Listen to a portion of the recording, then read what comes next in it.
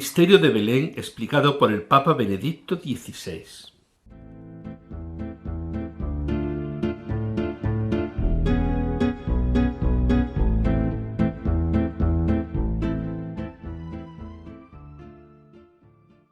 San José el Justo.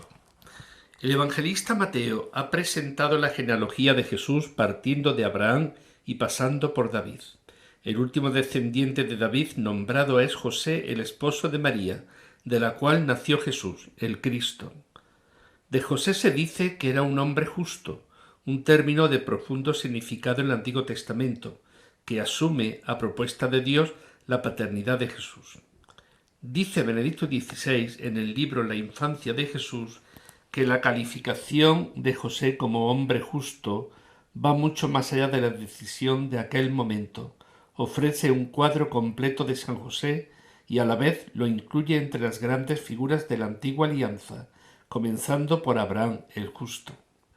Continúa el Papa diciendo que el Salmo primero ofrece la imagen clásica del justo. Así pues, podemos considerarlo casi como un retrato de la figura espiritual de San José. Justo, según este salmo, es un hombre que vive en intenso contacto con la palabra de Dios, que su gozo está en la ley del Señor. Mientras que el Salmo primero considera como característico de hombre dichoso su habitar en la Torá, en la palabra de Dios, el texto paralelo en Jeremías 17:7 llama bendito a quien confía en el Señor y pone en el Señor su confianza. Aquí se destaca de manera más fuerte que en el Salmo la naturaleza personal de la justicia, el fiarse de Dios, una aptitud que da esperanza al hombre. Desde esta perspectiva, José era un hombre justo, que vive en intenso contacto con la palabra de Dios, Salmo primero, y que confía en el Señor y pone en el Señor su confianza, Jeremías 17:7.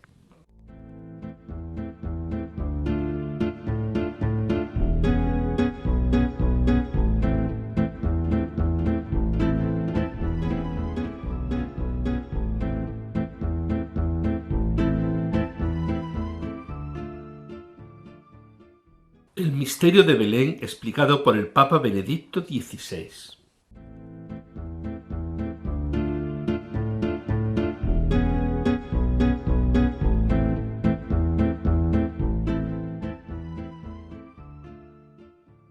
Jesús nació en un establo. Jesús de Nazaret tiene un origen humilde y sencillo, expresado en los evangelios que nació en un establo. Preciosas palabras las que usa el Papa Benedicto XVI en el libro de la infancia de Jesús para hablarnos sobre el establo. El relato bíblico en Lucas dice así: y mientras estaban allí en Belén, le llegó el tiempo del parto y dio a luz a su hijo primogénito. Lo envolvió en pañales y lo acostó en el pesebre, porque no tenía sitio en la posada. Señala el Papa acerca de la expresión «no había sitio para ellos en la posada». La meditación en la fe de estas palabras ha encontrado en esta afirmación un paralelismo interior con la palabra rica de hondo contenido del prólogo de San Juan. Vino a su casa y los suyos no lo recibieron. Continúa el Papa acerca de la expresión bíblica. María puso a su niño recién nacido en el pesebre. De aquí se ha deducido con razón que Jesús nació en un establo, en un ambiente poco acogedor, estaríamos tentados de decir indigno, pero que ofrecía en todo caso la discreción necesaria para el santo evento. En la región en torno a Belén se usan desde siempre grutas como establo. Esta afirmación señala el Papa que ya en Justino Mártir y en Orígenes encontramos la tradición según la cual el lugar del nacimiento de Jesús había sido una gruta que los cristianos situaban en Palestina.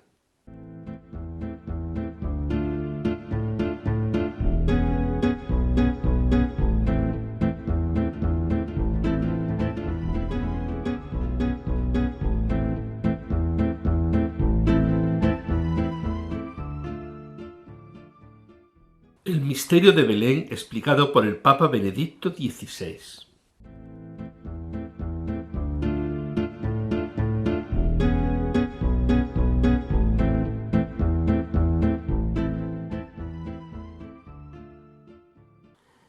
Entre el buey y el asno nace Jesús. Benedicto XVI, en su libro La infancia de Jesús, afirmaba: recapitulemos, lo que Mateo y Lucas pretendían, cada una a su propia manera, no era tanto contar historias como escribir historia, historia real, acontecida, historia ciertamente interpretada y comprendida sobre la base de la palabra de Dios. Esto quiere decir también que su intención no es narrar todo por completo, sino tomar nota de aquello que parecía importante a la luz de la palabra y para la naciente comunidad de fe. Los relatos de la infancia son historia interpretada y a partir de la interpretación escrita y concentrada. Benedicto XVI puntualiza en el libro que ninguna representación del nacimiento renunciará al buey y al asno. Las palabras, precisa el Papa, son: como se ha dicho, el pesebre hace pensar en los animales, pues es allí donde comen. En el Evangelio no se habla en este caso de animales, pero la meditación guiada de la fe, leyendo el Antiguo y Nuevo Testamento relacionados entre sí, ha colmado muy pronto esta laguna, remitiéndose a Isaías 1:3. El buey conoce a su amo y el asno el pesebre de su dueño. Israel no me conoce, mi pueblo no comprende. Sabiendo que los relatos de la infancia son historia interpretada y a partir de la interpretación escrita y concentrada, y que hay palabras en el Antiguo Testamento que permanecen, por decirlo así, sin dueño, el Papa afirmaba que en la singular conexión entre Isaías 1:3, Habacuc 3:2, Éxodo 25:18-20 y el pesebre aparecen junto con los dos animales como una representación de la humanidad de por sí desprovista de entendimiento, pero que ante el niño, ante la humilde aparición de Dios en el restablo, llega al conocimiento y en la pobreza de este nacimiento recibe la epifanía, que ahora enseña a todos a ver. La iconografía cristiana ha captado ya muy pronto este motivo.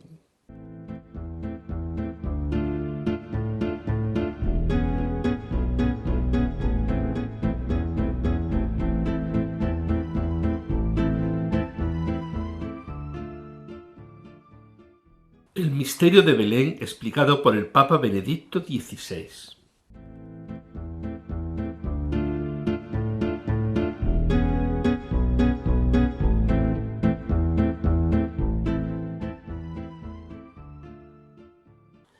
Los pastores adoran a Jesús. En aquella región había unos pastores que pasaban la noche al aire libre, velando por turno su rebaño, y un ángel del Señor se les presentó. La gloria del Señor los envolvió de claridad. Los primeros testigos del gran acontecimiento son pastores que velan. Los pastores representan a los pobres de Israel, a los pobres en general, los predilectos del amor de Dios. Se puede pensar, además, en el relato de la elección de Dios para rey. David viene de pastorear las ovejas y es constituido pastor de Israel. El profeta Miqueas mira hacia un futuro lejano y anuncia que de Belén había de salir el que un día apacentaría al pueblo de Israel. Jesús nace entre los pastores. Él es el gran pastor de los hombres.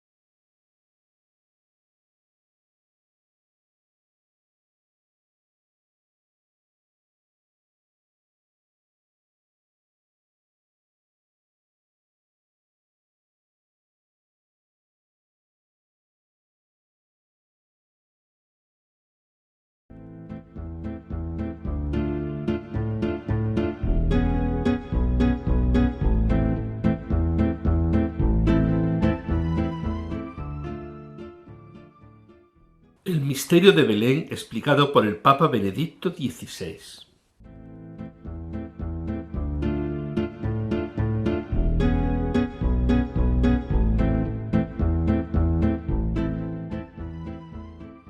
Los Reyes Magos adoran al niño Jesús, pero ahora es preciso preguntarse, ante todo, ¿qué clase de hombres eran esos que Mateo describe como magos venidos de Oriente? El término magos tenía una considerable gama de significados en las diversas fuentes. Así como la tradición de la Iglesia ha leído con toda naturalidad el relato de la Navidad sobre el trasfondo de Isaías 1:3 y de este modo llegaron al pesebre el buey y el asno, así también ha leído la historia de los magos a la luz del Salmo 72 e Isaías 60. Y de esta manera los hombres sabios de Oriente se han convertido en reyes y con ellos han entrado en la gruta los camellos y los dromedarios. La promesa contenida en estos textos extiende la proveniencia de estos hombres hasta el extremo occidente, Tarsis, Tartesos en España, pero la tradición ha desarrollado ulteriormente este anuncio de la universalidad de los reinos de aquellos soberanos, interpretándolos como reyes de los 3 continentes entonces conocidos, África, Asia y Europa. El rey de color aparece siempre. En el reino de Jesucristo no hay distinción por las razas o el origen. En él y por él, la humanidad está unida sin perder la riqueza de la variedad. Más tarde se ha relacionado a los 3 reyes con las 3 edades de la vida del hombre, la juventud, la edad madura y la vejez. Queda la idea decisiva. Los sabios de Oriente son un inicio, representan a la humanidad cuando emprenden el camino hacia Cristo, inaugurando una procesión que recorre toda la historia. No representan únicamente a la persona que han encontrado ya la vía que conduce hacia Cristo.